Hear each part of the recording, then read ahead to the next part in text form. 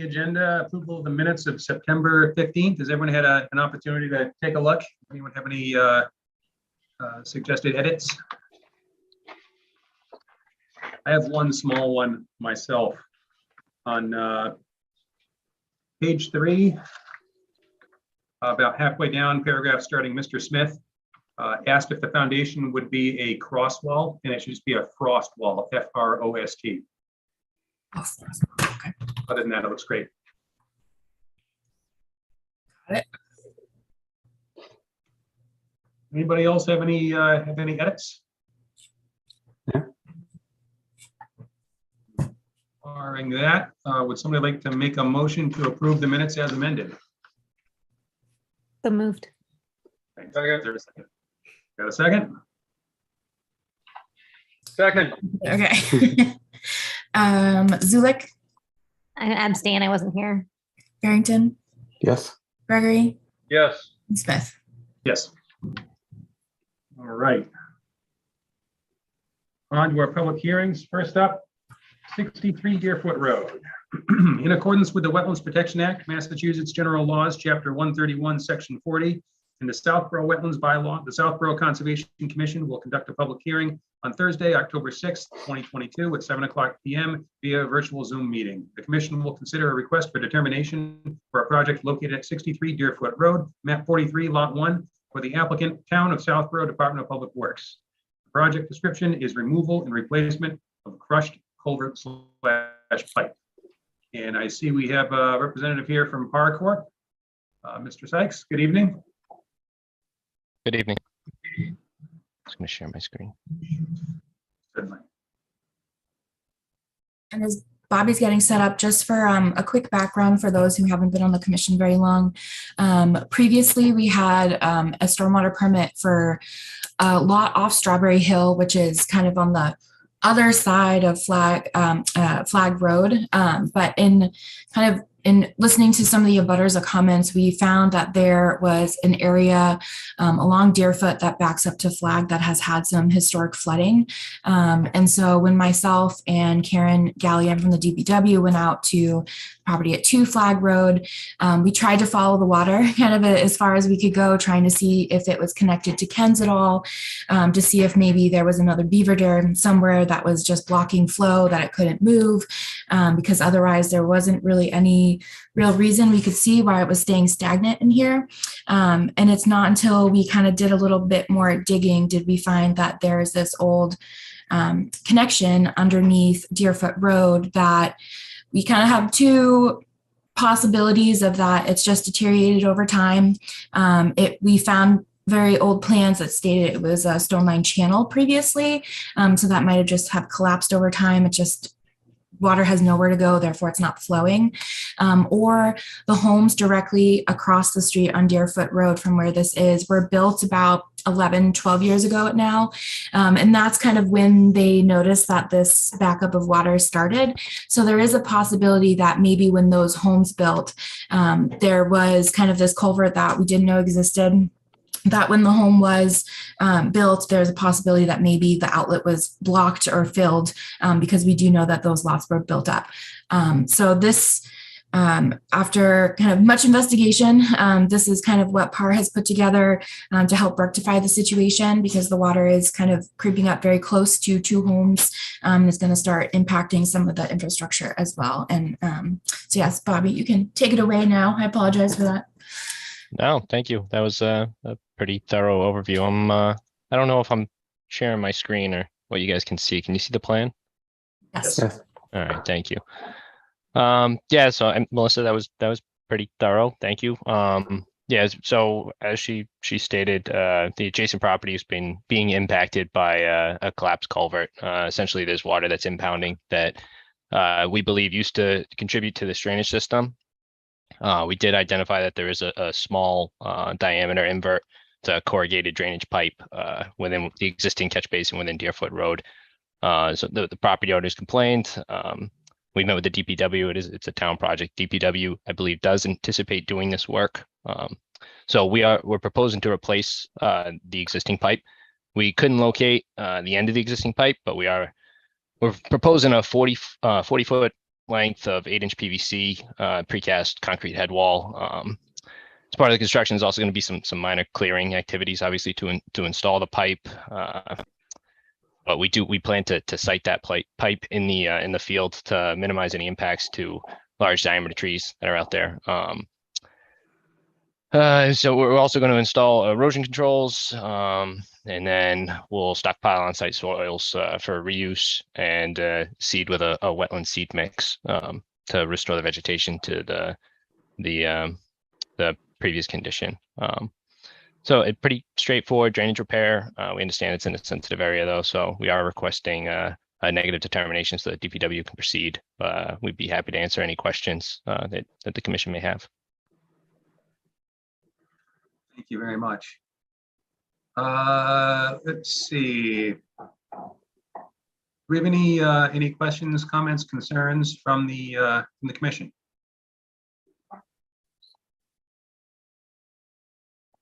So the head wall looks like it's in the wetland. Is that correct? Correct. What kind of wetlands are they? It'd be BVW. Is that what you're asking, Kevin? Yeah, I just wonder if they're Yeah. state And it's- jurisdictional or. It is jurisdictional, BVW. I think what's difficult now is that the area is just so extremely flooded. So the wetland is definitely a lot bigger than it is normally. So the wetland impacts, kind of will be mitigated by default, but it is just kind of a shrubby area, just BVW. Okay.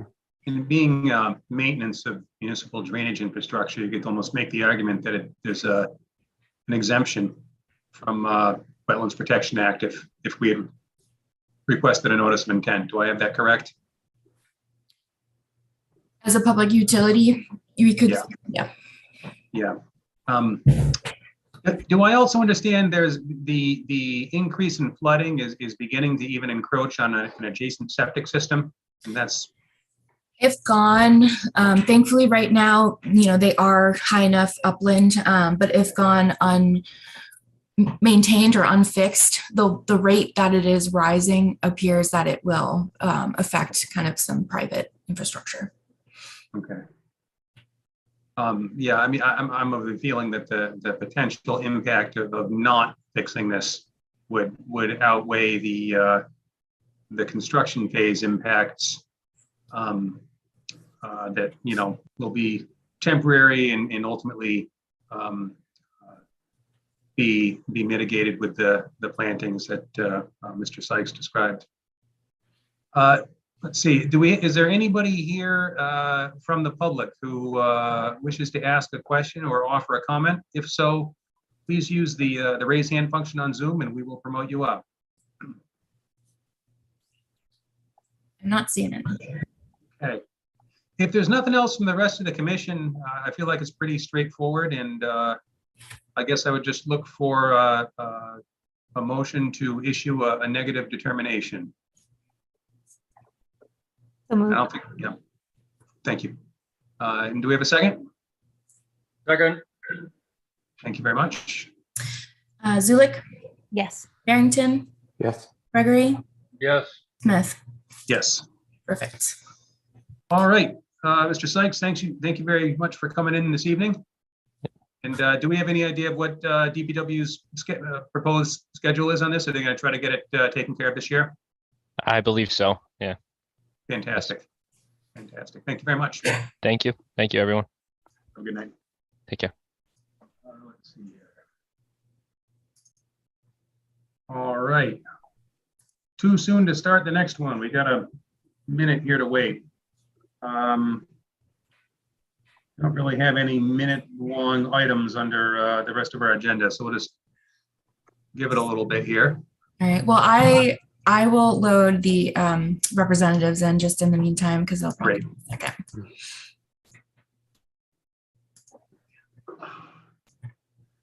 second.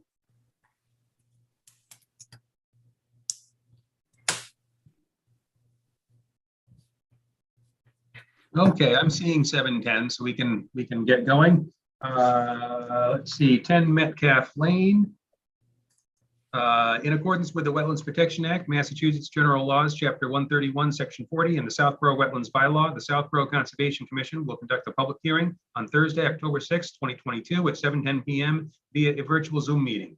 The commission will consider a notice of intent for a project located at 10 Metcalf Lane, map 96, lot 31, for the applicant and owner, Christopher Cox. The project description is construction of a sports court. Good evening, Mr. Cox. And, Hello. did I see you have did I see you had a representative here, Mr. Hill? Yes, Yeah, I'm Mr. here. Hill. Yes, I'm here. Good evening. Would you folks care to give a quick presentation? Sure, I'd be happy to explain what we're asking for here. So they would like to install a sports court, a pretty flat paved area in the back of their yard. You can look at the plan on the screen. You can see where the sports court is proposed. This area is currently lawn, so there'd be no cutting of any trees. And this area is already disturbed because it's lawn. You can see it's out beyond the well and out beyond the existing pool. Now, I received a letter today. I got to read it from Lucas Environmental. And he's raising some concerns that we probably should address. The USGS map shows a blue line, maybe within 100 feet of this proposed sports court. And we missed that. So I need to confirm if there's a perennial stream out there or not. It's in the swamp. At the bottom of the hill is below elevation 280, and this court is proposed at elevation 284.5. So we're 4 or 5 feet above the wetlands in elevation, but there is definitely a BVW down below 280, and out into that swampy area, there may be a stream, which we missed. So I was going to, I know my client would like to have this proceed, but I think we're going to have to address this to see if there's a perennial stream out there. Also, he would like us to move our flags anyways from 8 to 20 feet further up the hill away from the BBW. So we've got to address that as well. And then the fees would be affected. If there is in fact a perennial stream out there, all the fees have to be paid by another 50%. So I know it's fall, soon the snow will be flying. I hate to say that awful word, but soon the snow will be flying. So this may be a spring project. I can't imagine that my client would be unwilling to continue this for probably going to need 4 weeks, because we've got to go out, move the flags, resurvey the new location of the flags. We've got to see if there's a stream out there. And if there is, we're going to have to flag the mean annual high water mark and locate those flags. So if it's all right with my client, I see he's on the meeting with us, I would like to ask for a continuance of 4 weeks. Is that okay with you, Mr. Cox? Yeah, no, that's fine. I guess just preliminarily, I'm a rookie with this. My only question is, does this sound like this is more procedural, or does it sound like this is a showstopper, in the opinion of anybody that's on the call? Well, it's, you know, if you're within 100 feet of a perennial stream, it's very serious. They usually don't let you touch anything within 100 feet of a perennial stream, but you have an area that's already lawn.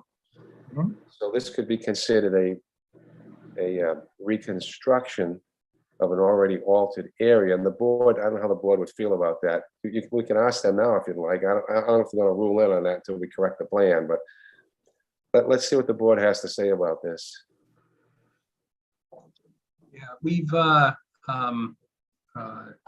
first, Mr. Hill, have you taken a look, for instance, at town GIS maps and just you know, for your own review, have you looked at the contributing watershed here? Does it look like it's gonna hit the threshold for a perennial stream, or have you just not gotten that far into it yet? I didn't get a chance to put stream stats on it today, but I looked at the USGS map, and there's definitely a blue line there, which indicates a perennial stream. Right. In the middle of this big swamp. So and it appeared to have enough acreage. It comes from a pond upstream about a half mile away. It starts in that pond and heads this way. It looked to me like there might be enough acreage to support a perennial stream. but I Okay. haven't had the time to really check it out, honestly. Okay.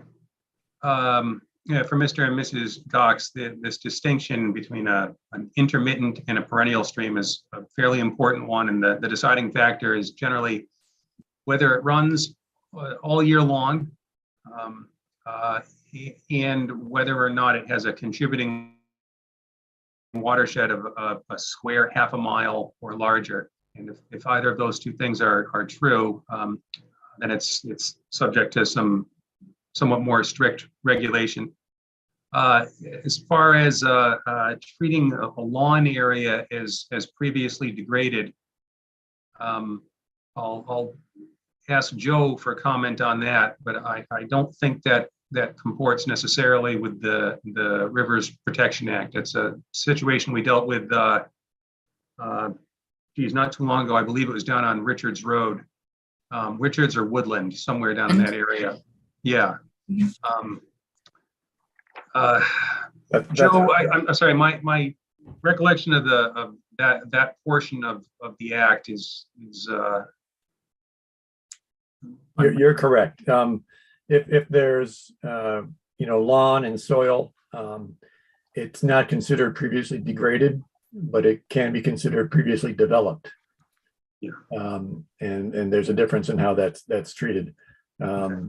Potentially, you could do activities in a previously developed area, but you need to provide mitigation at 2 to 1. And there's you have to go through the regs step by step to make sure you're meeting the requirements for that, for a previously developed site. along with there's a required alternatives analysis. Correct.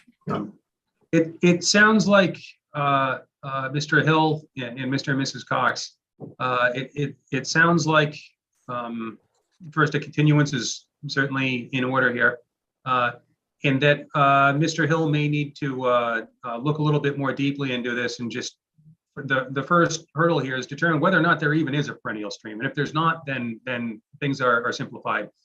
If there is a perennial stream, there's the level of effort required in the permitting does increase quite a bit, and Mr. Hill can inform you exactly what's entailed, so you can make an informed decision going forward. Okay, no, that's helpful. And so my only question is, so it sounds like there's a disagreement between the engineers, right? Lucas is the town's engineer, and obviously Sure. Mr. Hill is representing us. So Yeah, Lucas is an environmental consultant. They're not an engineering firm, but wetland scientists. got it. And so are they the firm that advises Southborough on all these matters, or is this a one-off? No, we have a 3-year contract with them. Okay. So every project that comes through, they perform a review of. I can tell you that this isn't. We're not talking about something that's a very fine line or a gray area here. If there is in fact a river, there's a body of regulation in legislation called the Rivers Protection Act. That's fairly explicit in its requirements. And Mr. Hill can give you the nitty gritty on that after he makes this initial determination. Yeah. No, I'm not looking for a second opinion. My question is more, is it a situation where Mr. Hill and Lucas need to get together and kind of determine, okay, do we have the right map? Do we have the right dynamic here as far as, so that's my question. These two need to get together, right? That's always a fantastic idea. And if Mr. Hill wants to contact Mr. Orzel, he can do that through our agent, Melissa. And so this can all be hashed out before any new meeting takes place. Yep. Okay, great. Okay, I should just check if there's anybody here from the public who wishes to offer a comment or ask a question. Please use the raise hand function and we'll promote you up. Okay. Are there any questions, comments, concerns from any commissioner? Since we're starting with it, what's going to be your access to get in here for this construction?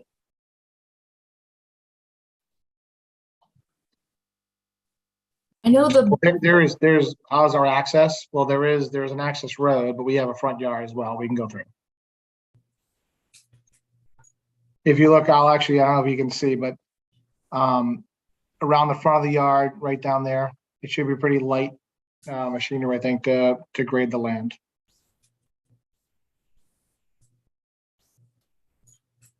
So you would be taking a portion of the fence down, presumably just to allow the access. If we needed to, we would. Yeah.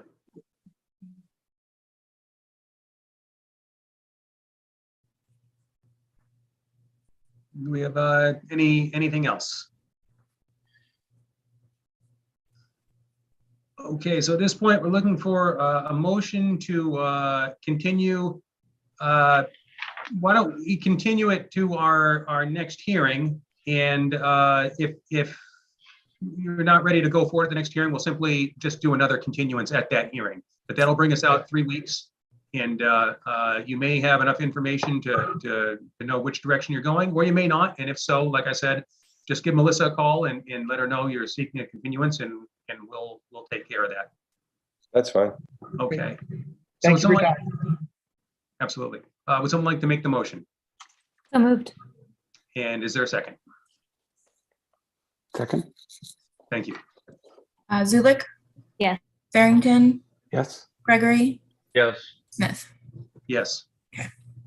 All right. Well, thank you very much for coming in this evening. Have a great night. All right, thank you.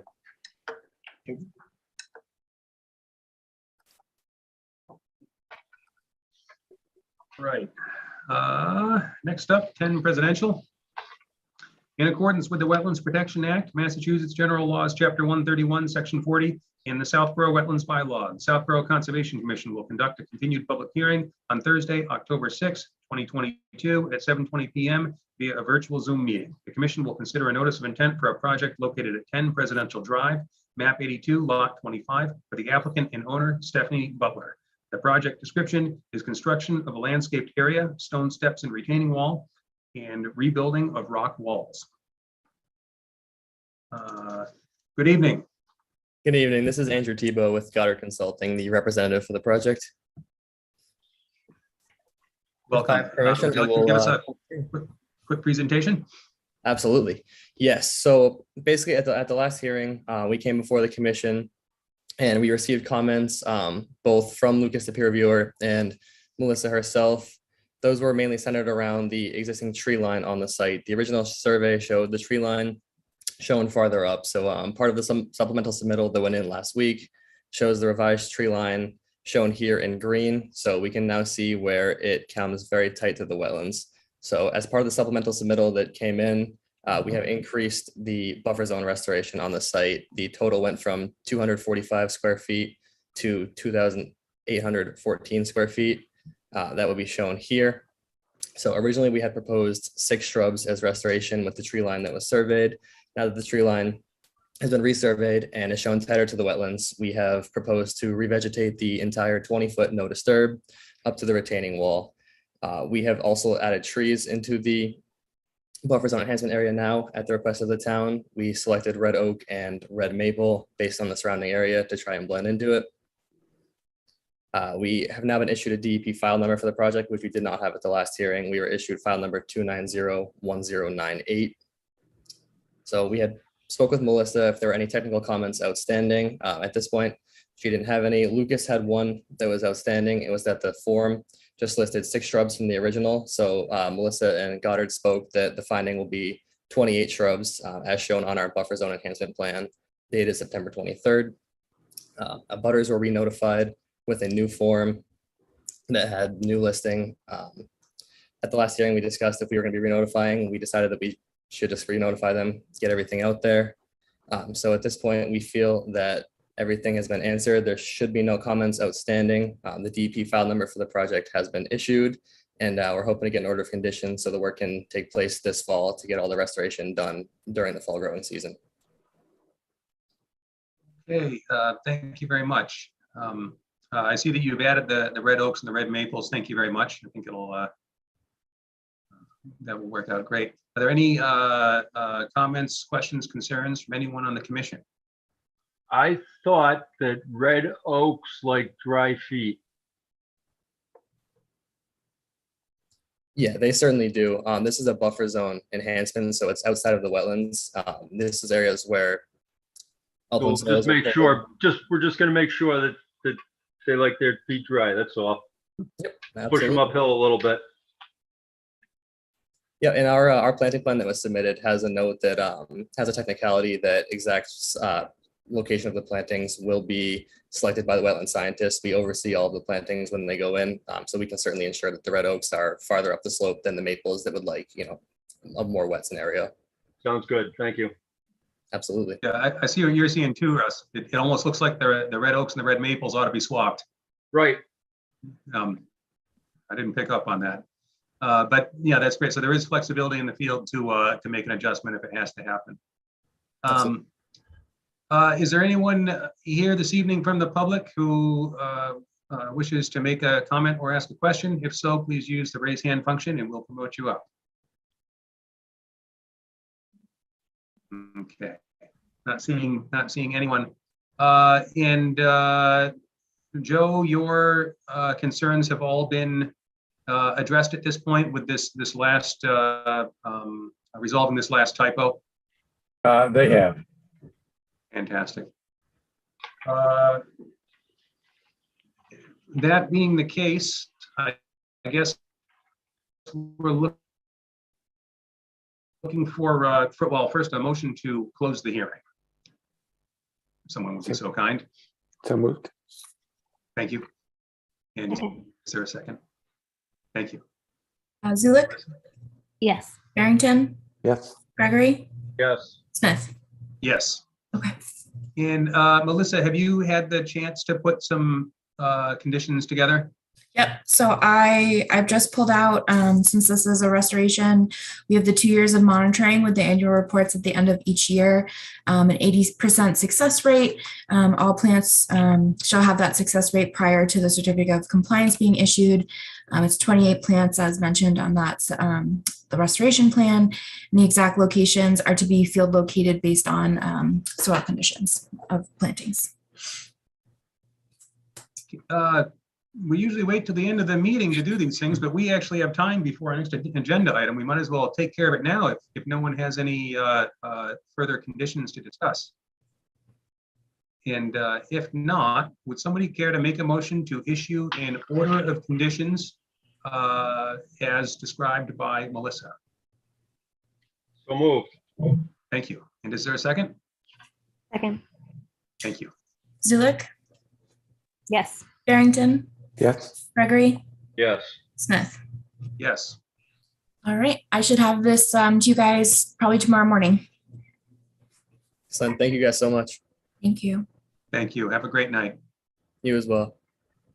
Thanks. All right, we've got 2 minutes to wait. Flying through this agenda tonight. Let's see. I had a question for you, but I've lost it.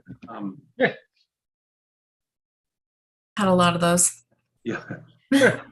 Just wait. You have no idea. I don't know. Russ likes to text me photos of aerial images with no street names on it and makes me guess where it is. Yeah. But I found it. I'd like to show. I don't know. I'm proud of you, or if I think that's sad. Looking page. It did took me a while, but like I found it. I thought I was giving you good information. It was all set, easy. It was all set, all said and done. Nothing needed. Russ was behind the times. Yep. Or forgot. Yeah. See? Right back to that. Yeah. Yeah. All right, I'm gonna load Peter in just so he can load.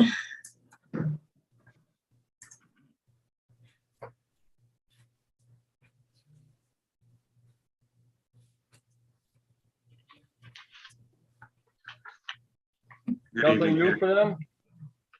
Good evening. Peter, we just have to Right. wait 1 minute. Yeah, I'll wait for you to tell me. We're down to about 10 seconds. We're almost there. Okay, I've got 7:30.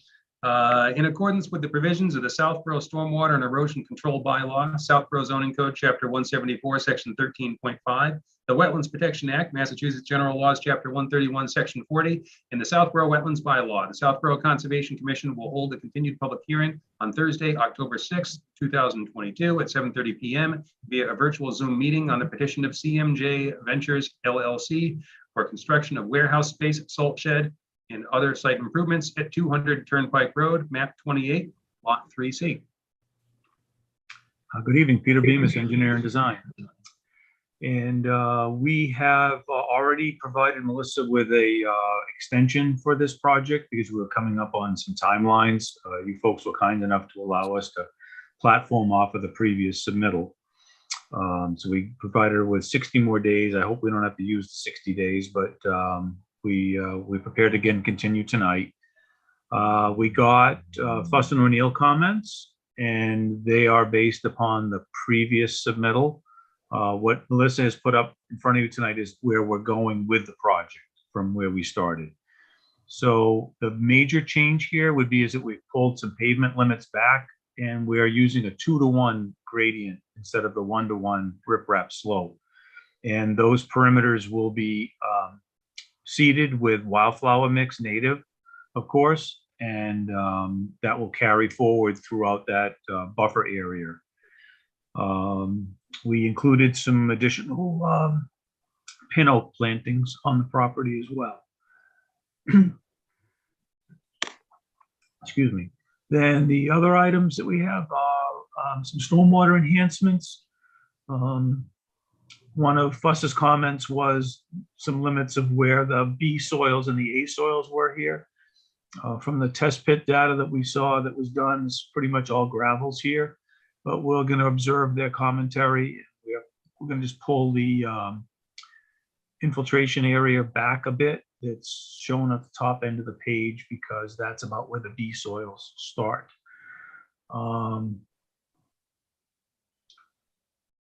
The other item was that we tweaked some grades a bit through the site, being able to bring it down a little bit more lower instead of being up as high.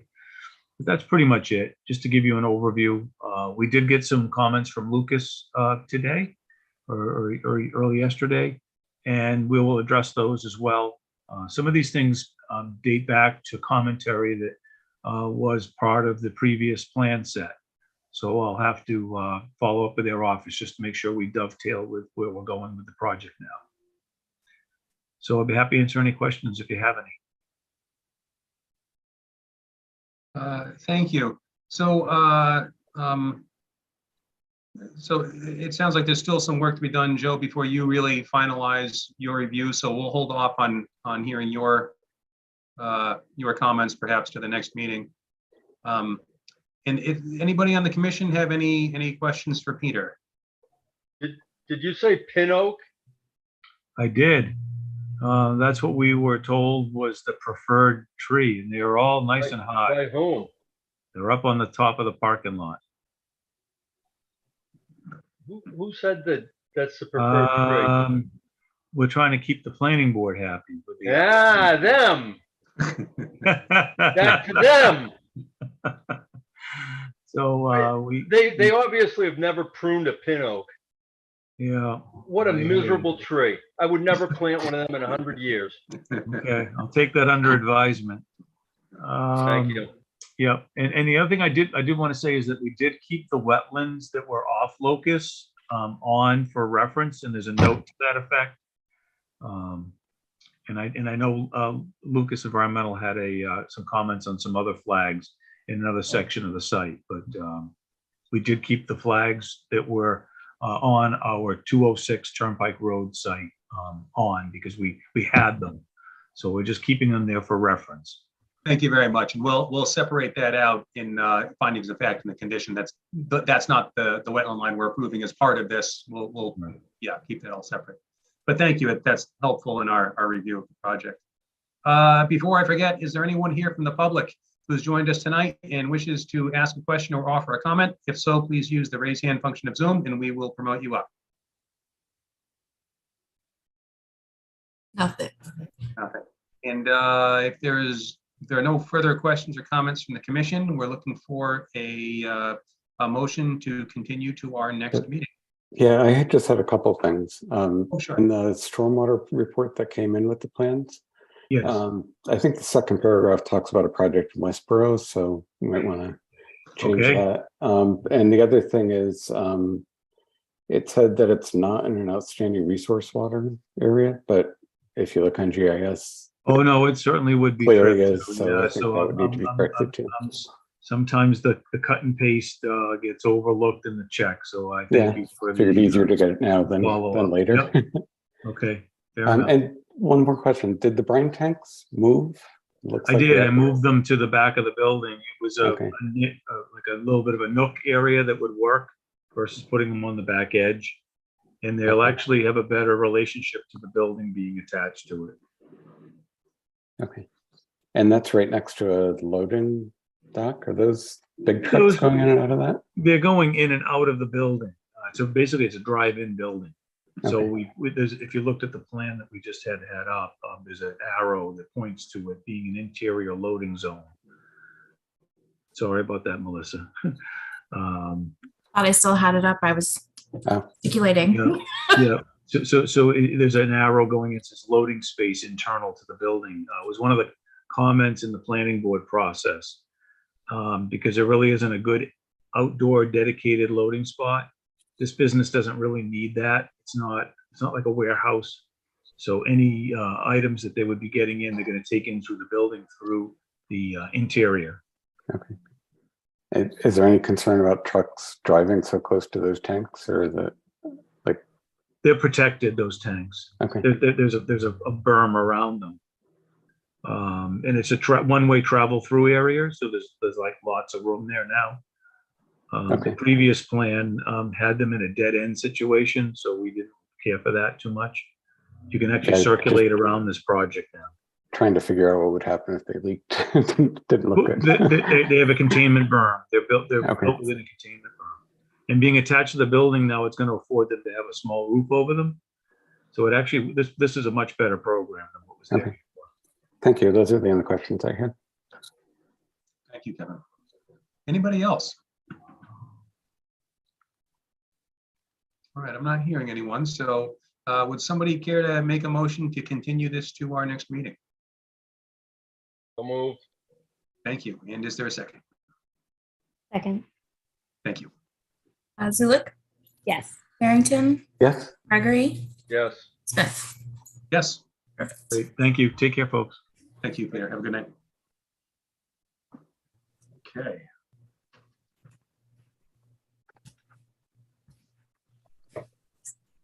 All right, so I understand, well, we're on the new and continued business. Melissa, I got your email earlier. I guess we're still awaiting comment from trustees of reservations, so we'll hold off till next meeting on that one.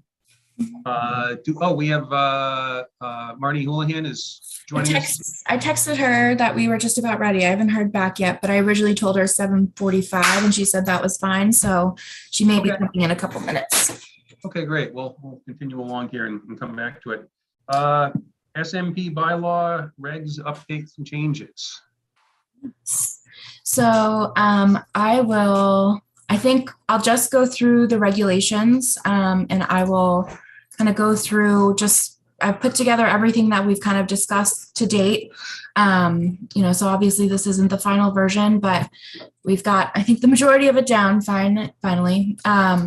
So in the first section for applicability, what has changed is that we've changed one of the thresholds to be the result of 1 acre of disturbance or more, just period, flat amount.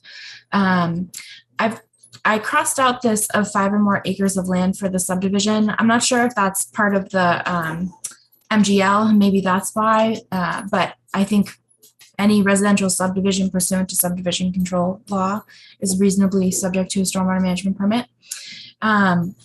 We were kind of going back and forth about this, any activity that will increase the amount of impervious more than 50%. So how I added to kind of mitigate that, because I think it was still the additional impervious was important to commissioners, but I think the threshold is what was still concerning because it could still limit if it was a smaller lot size. So I incorporated if when the lot size is greater than 1 acre, because assumedly, 1 acre lot, shouldn't be putting a ½ acre of impervious at any one given time. A single family home, even with a pool and a driveway, as a new development wouldn't hit that 50% impervious. So I think anything over that 1 acre makes the most sense. But that's obviously, if you guys have comments or questions on that, that's up for debate. And then I clarified so this paragraph here is about the A&R lots. So nothing further can be subdivided, or any lot that's created that had common ownership at one point, even if they're sold off to different people, still qualifies as one common development and therefore would need stormwater management permits. And then we added in kind of about the minor projects. So this hasn't changed from the last time. These are kind of the basics that we would go towards. So just having erosion controls installed, having a construction entrance, and then, just kind of good housekeeping with trash, etc. My biggest pet peeve, to be truthful. And then the other one that we were discussing that I found in some of the other other towns was when the road, some of them had, if it was maintained or reconstruction or resurfacing, you guys had concerns that, just resurfacing with no additional drainage, doesn't feel it necessary to have a stormwater management permit. So after talking with Karen, the DPW, kind of found out what her average project would be, or, what threshold does it where it's an improvement. So what we kind of came up with is if there's the reconstruction, maintenance, etc., if it widens the width of the road 3 feet or greater for more than 100 feet. So that's essentially an additional 300 square feet of impervious, which is kind of an average driveway. So anything more than the average driveway would require a stormwater management permit for roadways. That's kind of what we threw out there that seemed the most reasonable, because there are always going to be small stretches, maybe with new infrastructure where you have to go just a foot for a very short length of time, whether it's 5 feet. And in those instances, a whole stormwater management permit doesn't make sense because the stormwater isn't changing at all. So by kind of only capturing it when it's kind of more than what a normal average driveway would be, then it triggers. For the exemptions, I just kind of put a little bit of clarification in, so construction of a roadway was originally exempt, but now I put except, if it is for a subdivision. And then I'm still keeping the maintenance, reconstruction, or resurfacing that is above, because it's still an exempted as long as it's underneath that 300 square feet. And then for whatever reason, just prior to the effective date of the bylaw, this is the exemption that if they have a valid order of conditions. So in reality, it should be if they have a valid order prior to when this bylaw was enacted, then they're exempt, but they can't just come and get an order of conditions and come for a stormwater management permit later and say, I'm exempt. For the definitions, I just did a lot of formatting, and then I changed to be consistent. We had certificate of completion, but we typically call it the certificate of compliance. And then still coming from last time, we clarified more about disturbance of land or land disturbance to include when vegetation is removed, so that people, who are developing sites can't go in and just clear it but not stump it. So this would include kind of the removing of vegetation without stumping. So that kind of limits the ability for that small loophole of builders to get started on a project and then come to us for a permit and finish out with a permit, but they can usually get the foundation of a house in, without a stormwater management permit, because they don't hit the thresholds until they kind of do the rest of the earthwork. So by adding that in, this would really require them to have this as the first step before they do any clearing. And I think the only other, I wanted to get rid of this general stormwater management permit because we have just stormwater management permit as a definition further down. And I've never seen it called a GSMP before. So I was going to delete that one. Just changing the elevation data from the previous 1929 to 1988. And then, so this is what I was talking about before. So we have the definition of a stormwater management permit already. So we can delete the one that says general. I'm sorry, this is like really lagging and slowing as I scroll. That 1929 one, that's also in our wetlands bylaw, I believe, isn't it? I think so, yeah. Yeah. Yep. So we added in here just the ability for me to have, I'm not a STAF though, to have 2 business days to review an application to deem it complete. That's one thing that we had missing from our regulations. That's very common in a lot of other permitting boards, is the ability for the clock not to start until we have a more defined timeline of how long I have in the office to review an application for completeness. Because some people, want to drop it off that day and say, please stamp it with the town clerk, but I haven't had time to look through it to make sure that it is complete. So we don't want those 90 days to start until we're sure that we have everything in our hands, that we can start to review. And then kind of based on that, if the application is deemed incomplete, giving the applicant 2 business days to submit the requested information.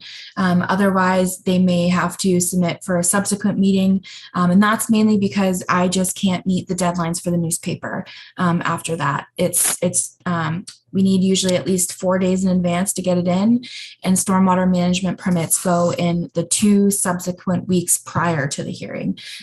So I have to have stormwater applications the week before even the meeting before the meeting. So these take a lot of time because they're under zoning. And then I think just the rest of it was we added in the different elevation contours. I also put in the necessity to have where the existing or proposed sewage disposal is, which really wasn't a requirement prior.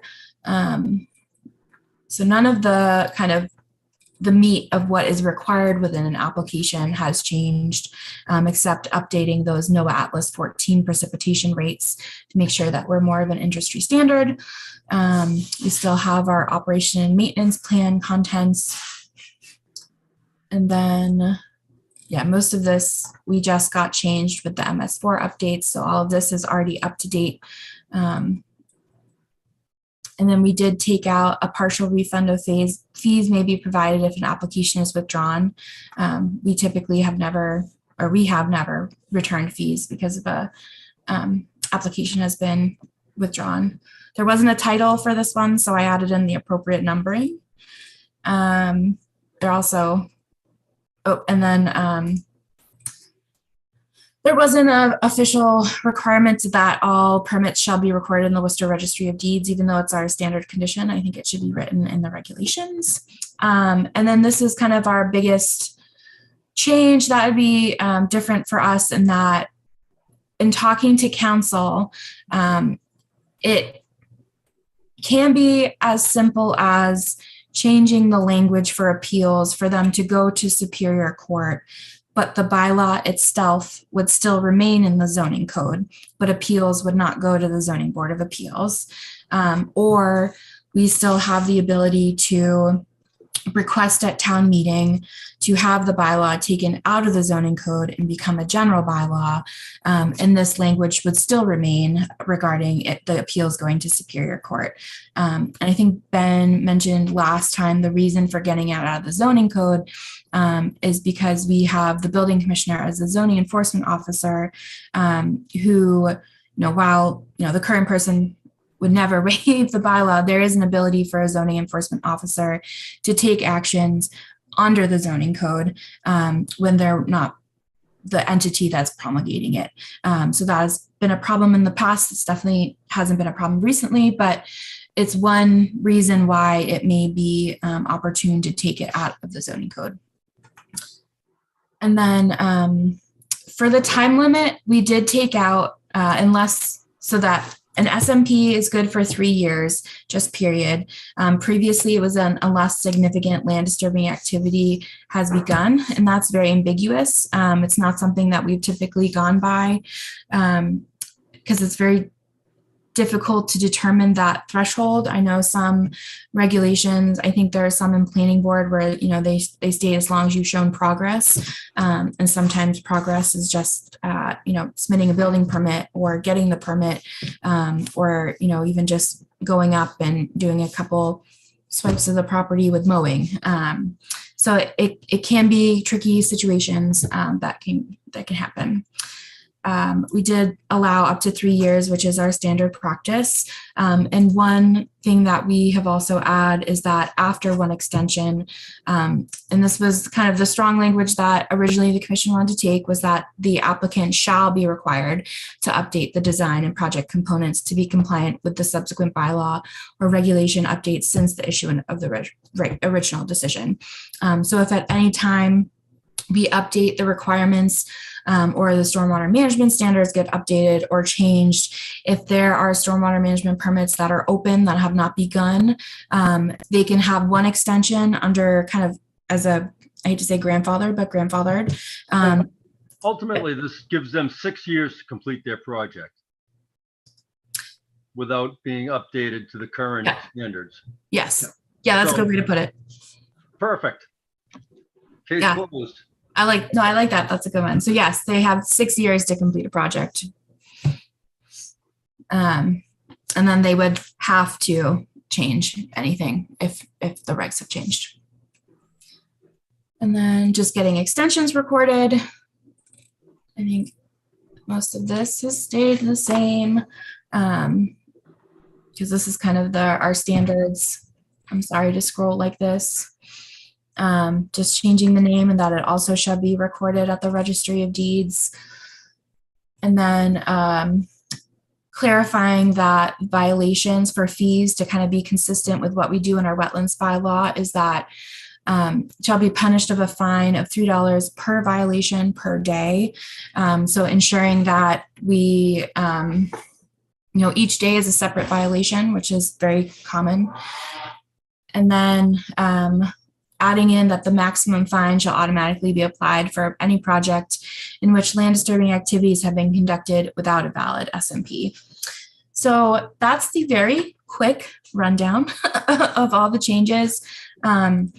I think for the rest of them, I'm looking to get rid of this application.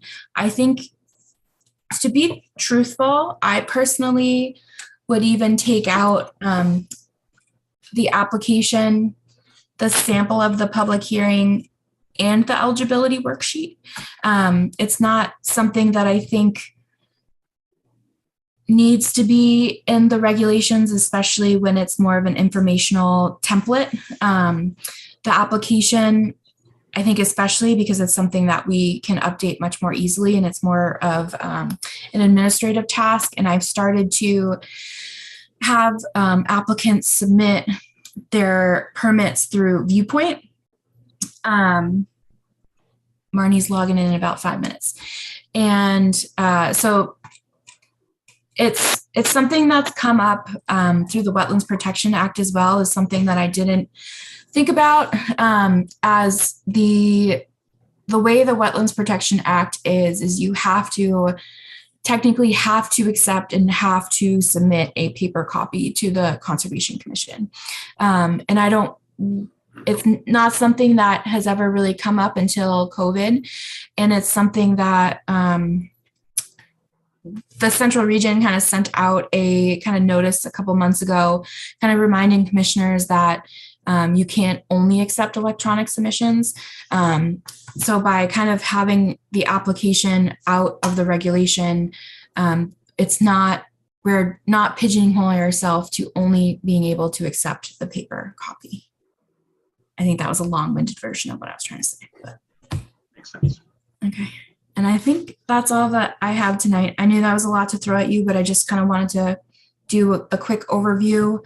And if you guys wanted to kind of read through it more in depth yourself, and if there's anything that we want to start to think about within the contents of the requirements of the stormwater management permit, now might be a time, as we're going to have a little bit of time, as we didn't make the fall or the special fall town meeting, but since we have some extra time, even working with the wetlands, to think about if there are any other updates.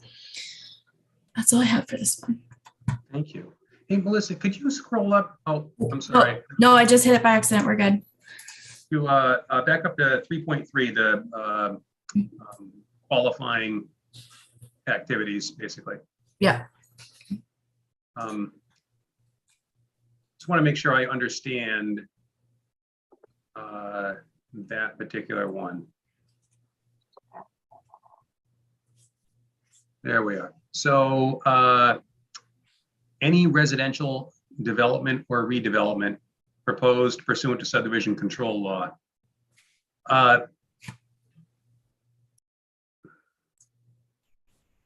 The trouble I have with that is that, for instance, Chapter 41, 81P is an A&R plan. And is somebody going to be required to have a stormwater management permit if they split off a 10-foot strip of their land to give to their neighbor so their neighbor can put on an addition or something like that? Maybe that's why this 5 and 1. Yeah, I mean, maybe if we, all of that and having an aggregate area of X, or I mean, do we even need that in there? Is everything captured by the other qualifiers? I think you should have something that states specifically any subdivisions need a stormwater management permit. I think I didn't think of it until you mentioned the A&R sections that, yes, this could be applicable then. Yeah, again, just something for us to think about. We want to make sure that we're capturing things that have a genuine need for stormwater management regulation. And then 3.5. Yeah. It's so big, it doesn't like it. Hold on. Okay. Okay. So yeah, the anti-segmentation clause, which I'm thrilled that we're getting. The Wetlands Protection Act has a really well-written one. And the way they attack it, it's land parcels under common ownership or part of a common development scheme that are adjacent or opposite on a public way or whatever, and also that are developed within 2 years of each other. So you can't develop one year and then develop the next one the next year in segmented that way. It prevents the serial segmentation. And my memory is not great on it. It's been a while since I read it, but I remember it being particularly well written. It's succinct and clear, and sort of eliminates that possibility. And I feel like if we don't put it in there, that's something that we will see. Someone will do a 5-lot A&R and do 1 lot every year, and we'll be left shaking our heads and getting complaints from abutters. I'll check that. Yeah, I'll check that out. Hey, just one last question. The NOAA Atlas 14, did we ever hold a vote to require that for notices of intent also under our local bylaw? I remember being surprised how easy it was to adopt that. We got some guidance from DEP, and they said if we require it, they'll back us up on it, basically. I don't think we have, because I don't think we've updated our wetland regs yet. Okay. I'm suddenly doubting myself because I remember that conversation. Yeah. I mean, we talked about it was like 1.5 years ago. Yeah. So it's going back a ways, but it would be nice to have that be consistent. And then, so for Liz and for Kevin, The difference here is this is the 100-year storm totals. There's a revised set of numbers that were developed, I think, by Cornell, and the storm rainfall 24-hour totals for 100-year storm went from 7 inches up to, I think, 8.6 inches. So it makes a big difference in the drainage designs of applicants when they're preparing a project, and to account for the fact that we're getting bigger storms. So we're trying to get that incorporated into all of the regulations that we operate under. Okay, that's all I've got on this. I just wanted to bring those up before I forgot about them. All right, and I'll double check our wetland regs. Thank you. So, I see Marnie. fantastic. Let her load in.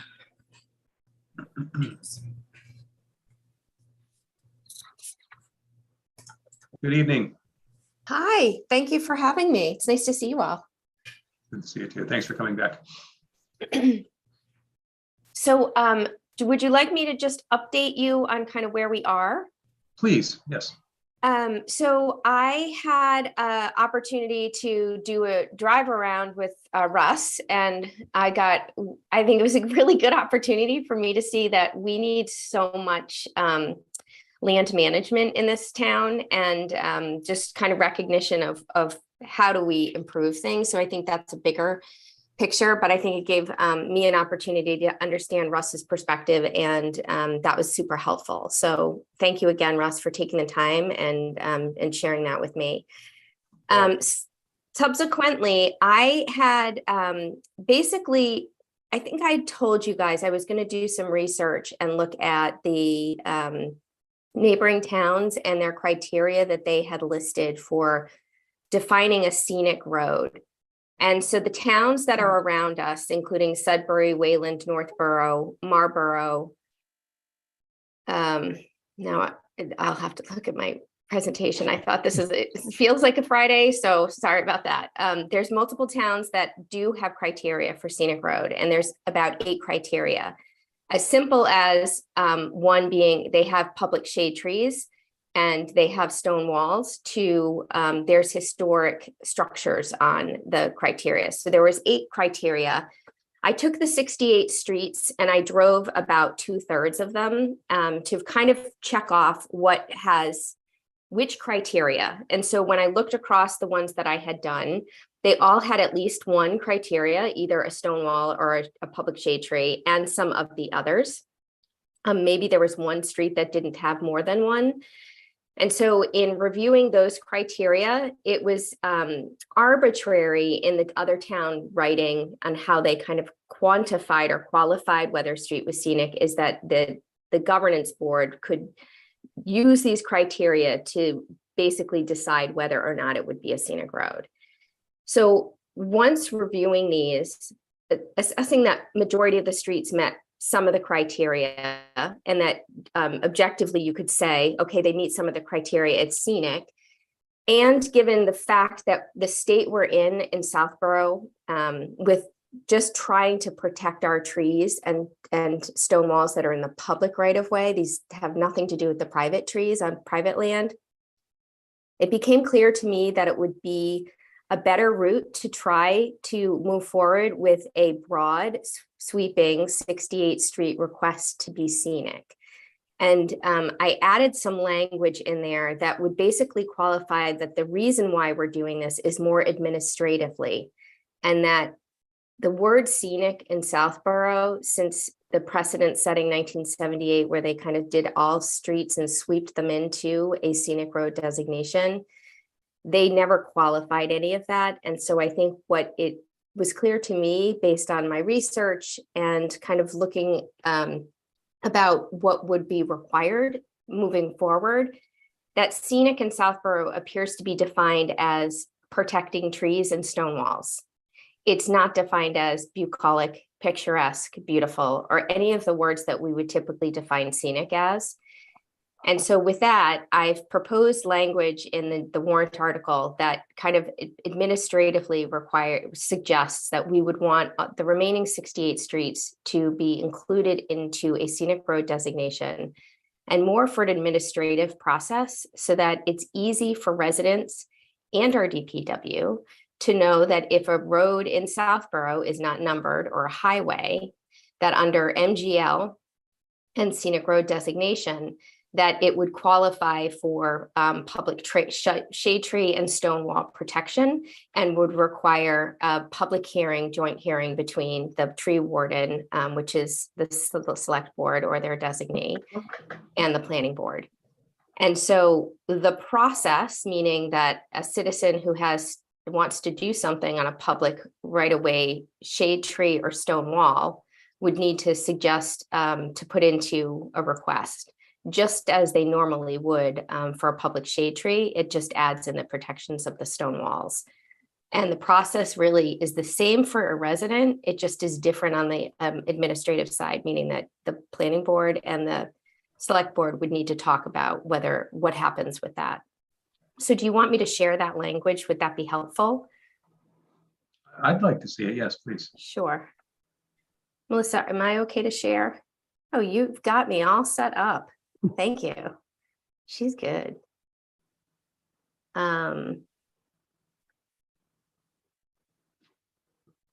So here is the language that has basically been in, and is this big enough for you guys? Let me just make it a little bit bigger. The language that's been in every request in 1975, 1978, and 95 has been everything but the bolded regular font. So this is new language that I've requested to add in, and I'll just have you read it.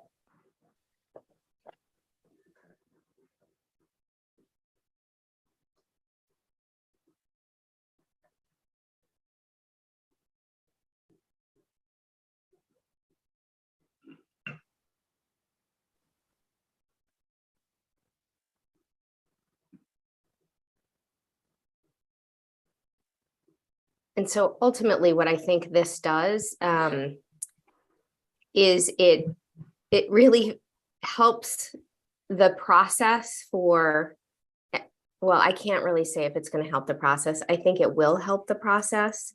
That's the goal. There's been quite an effort between the select board, the tree warden, and the planning board to improve the way that we manage trees. And those have been moving more swiftly than they have in the past. There's the list of trees that from 2017 is what I understand that people were calling in to the DPW. Those finally had a hearing a couple of weeks ago. And so we finally have made some progress. I don't know what happened over the last 6 years. 5 years. And so I think we are trying to make progress between the planning board and select board, and we both committed to additional hearings if that's what's required to make sure it's swift and that we have a better management system. And one, so trees aren't just randomly taken down. And then it also makes it clear if someone moves into town and they need to know if they're on a scenic road, it really makes it clear every road is scenic except a numbered road or a highway.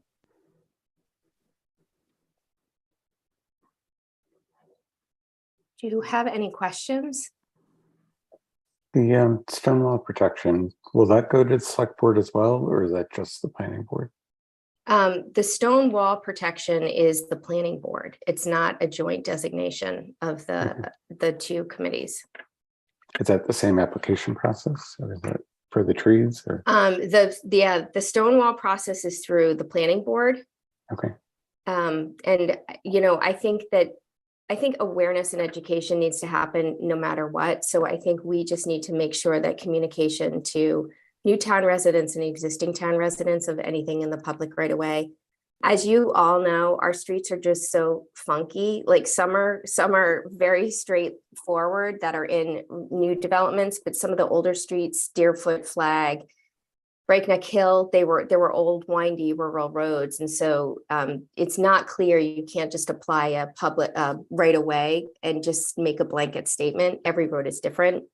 And so there's got to be some education around what is the public right away, what is a public shade tree, what is a public stone wall. And I think as we move forward to try and help people understand that, the goal ultimately is to protect our trees and stone walls.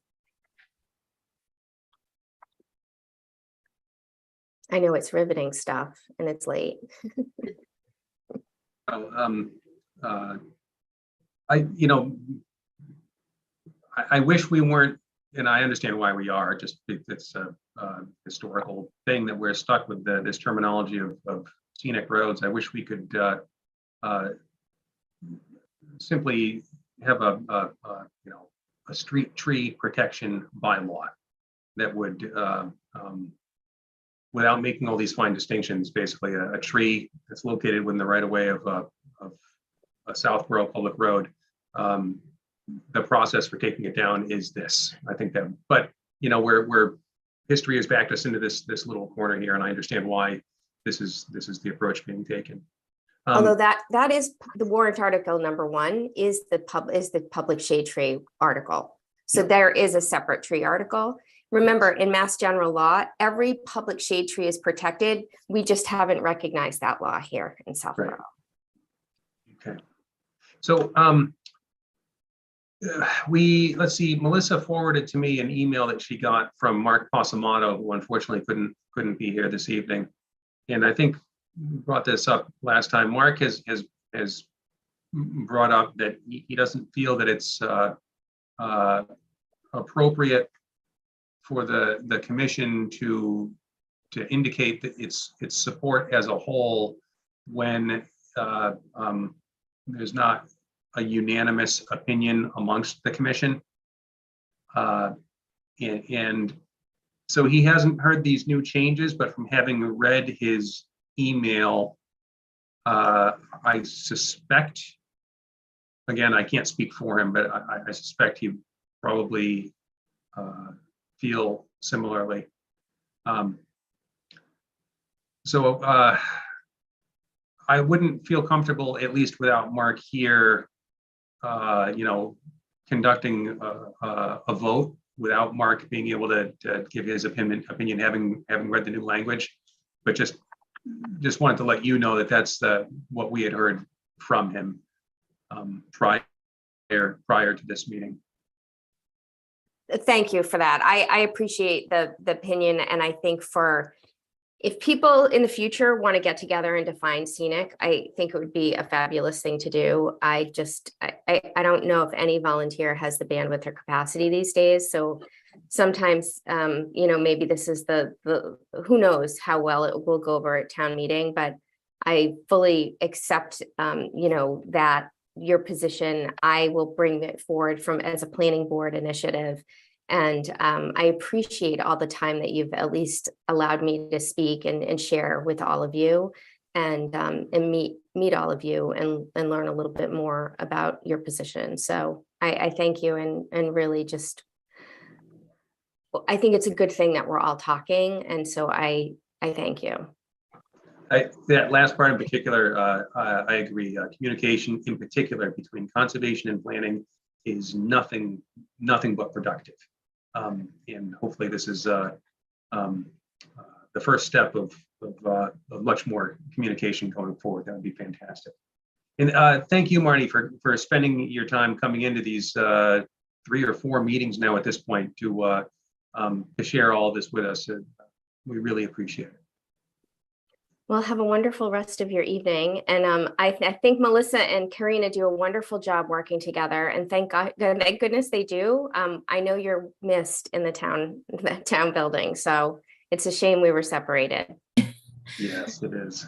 Thankfully, we still know where each other are. Yeah. Absolutely. Well, thank you again, and have a great night. Thanks, you too. Okay, we are through new and continued business, other business, conservation scientist and agent reports. Oh, I did not mute myself. I'm going to skip right to the Breakneck Hill dump because that is my biggest report. I received the site assessment summary report that I forwarded off to you this afternoon. Essentially, there was no hazardous waste that we need to report, which was good. That was based, what we were hoping for. So we didn't have to send any samples to the lab except for some things that were identified by the asbestos inspector as possible asbestos containing materials. And some of them did come back above the allowable limits for asbestos. It was like roofing tiles and materials that did not surprise me as containing asbestos, I guess, given what they are in the timeline. So they're essentially the next steps are we have this assessment report. There are kind of findings and conclusions where they ended up doing 19 test pits, anywhere from about 4.5 to 8.5 feet down. Sorry. We did not go on the abutting property like we mentioned at 60 Breakneck. Solid waste was encountered in 12 of the 19 test pits. I think my brain is just done today. And about the average depth is about 7 feet down. There's definitely pockets of buried waste, so there will be areas where there's nothing. And then you might dig a little bit further and you'll see that, which is very kind of what we were expecting from seeing it on the surface. They made the finding that, it is hard to determine if there is anything on the abutting property. It's the recommendation from our consultant to have some test pitting done on the adjacent property just to ensure the extent of the solid waste, and also because it does have those pockets. Let's see, what else? There were no intact drums, tanks, or containers containing hazardous waste or materials. Leachate sheens were not encountered, but there was that orange discolored surface water down gradient, which we're familiar with. We tested the, I think, slightly upstream portion of it when we did our last sampling. It just mostly iron-laden soils. And then there was some of the asbestos. So I have sent this report to DEP, and essentially our next step is getting their initial comments and what they would like to see for any next steps, if that entails more test pits, either on our property or the adjacent property. If there's any other site assessments that we need to do, kind of our initial 3 recommendations for possible cleanup are still kind of what we were expecting. So the alternatives are 1, no action, which is obviously not favorable. 2 would be to treat it kind of as a landfill and cap it, and that would require ongoing monitoring and costs. And then the third option is kind of being able to take off the top layer of debris and cover it with a certain amount of soil, and then kind of have it just kind of won't be capped. It just becomes another kind of area that we can utilize as Breakneck Hill.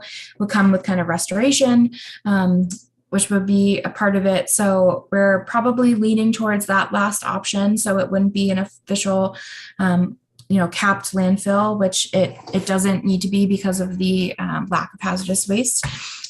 So that is positive. So we will continue to kind of move forward. I'll keep you updated on any responses that come back from DEP.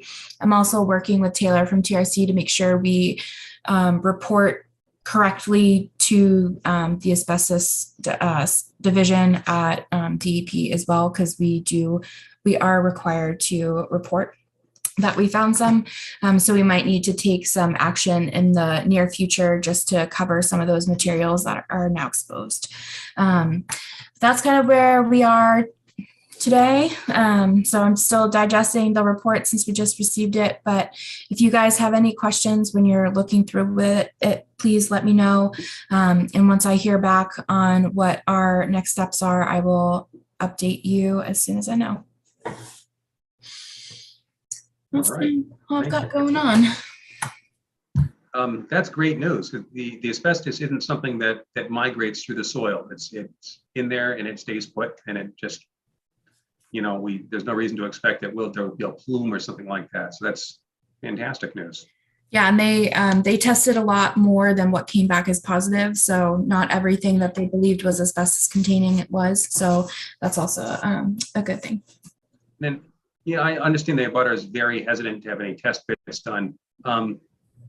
I wonder if the DEP would accept ground penetrating radar just to see if there's, it would certainly show up if things have been buried on the property and it's far less intrusive. I don't know, it just occurred to me that that may be a solution, especially if there are pockets here and there that would show up fairly vividly. Okay, that's a good thought. Anyhow, well, if that's it, I think there's just one last motion we need to adjourn, if somebody would like to do the honors. So moved. And is there a I'm so second? shocked. Second, Thank you. Zulik, yes. Barrington, Yes. Gregory, Yes. Smith. Yes. All right. Thank you very much, everybody.